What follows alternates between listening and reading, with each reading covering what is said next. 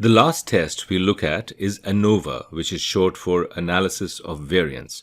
Recall that ANOVA is used to compare groups when the dependent variable is quantitative. You can use this when there are two or more groups, unlike the two-sample t-test earlier, which can only be used when there are two groups. If you use ANOVA for two groups, it'll give you the same results as using the two-sample t-test under the assumption of equal variances in the two groups.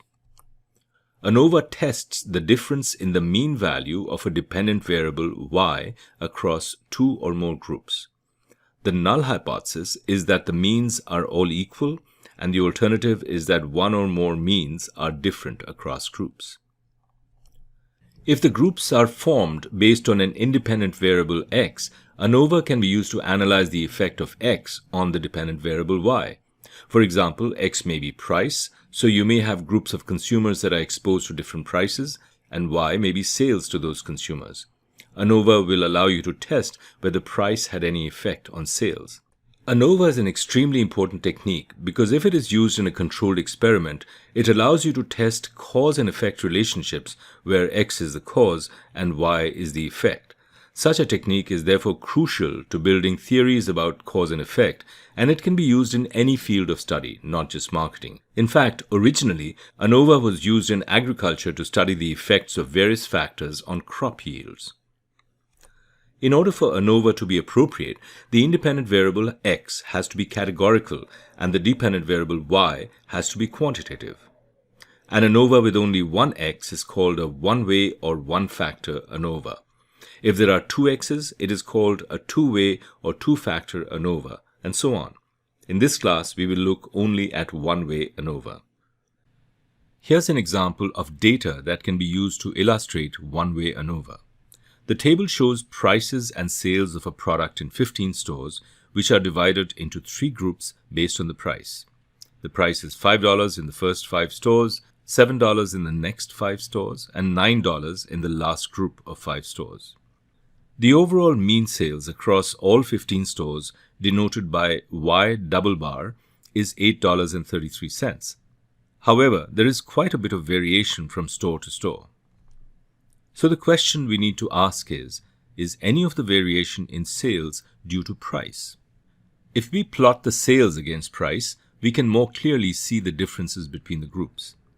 The long horizontal black line shows the overall mean sales, Y double bar, of 8.333.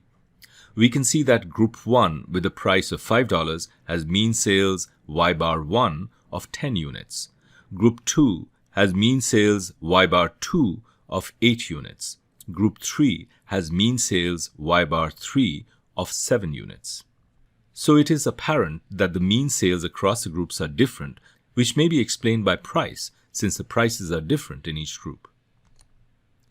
However, the sales of stores within each group also vary, and that cannot be explained by price, since the price is the same within each group. This variation within the group is due to unobserved factors that affect sales. While we don't know what those factors are, we can compare the variation explained by price with the unexplained variation, that is, the variation due to unobserved factors. The basic principle underlying ANOVA is that the total variation in the dependent variable y is the sum of two components, explained variation across the groups and unexplained variation within each group.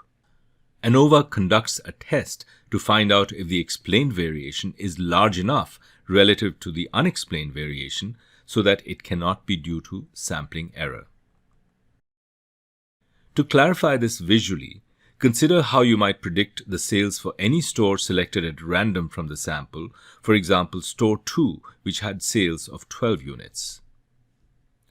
If we knew nothing about which group store 2 was in, we would expect that sales for this store would be the same as the sample average, that is 8.33. But because we know that store 2 was in the $5 price group, which had sales of 10 units on average, we now expect it to have sales of 10 units. That difference between the overall average and the group average, 8.333 and 10, reflects the variation explained by price. However, once we observe the sales in store 2, we see that it did not have sales of 10, but it had sales of 12 units for reasons that we are not able to explain.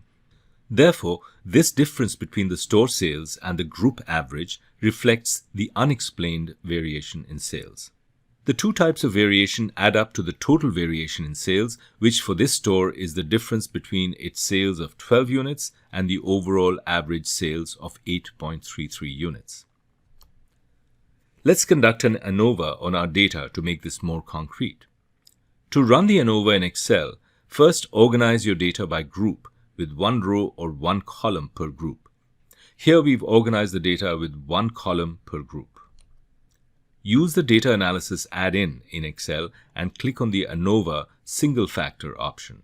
There's also a video you can watch if you like that shows you how to run an ANOVA in Excel.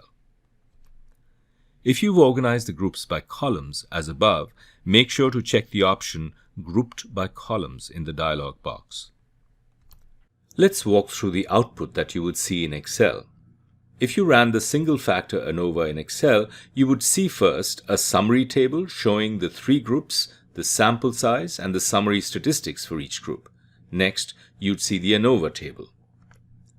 However, instead of explained and unexplained variation, Excel calls explained variation between groups and unexplained variation within groups variation. They mean the same thing. For these data, we get an F statistic of 4.12 and the p-value for that is 0.04. The critical information here is the p-value. Since this is less than 0.05, we reject the null hypothesis.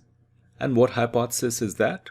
Our null hypothesis is that the mean sales for the three groups are equal. So we would have to reject that here and conclude that price does have an effect on sales. That's it for our discussion on ANOVA.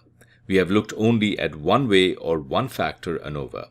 When you have more than one factor, the design of the study is called a factorial design. Analyzing the effects of the factors is more complicated in such designs.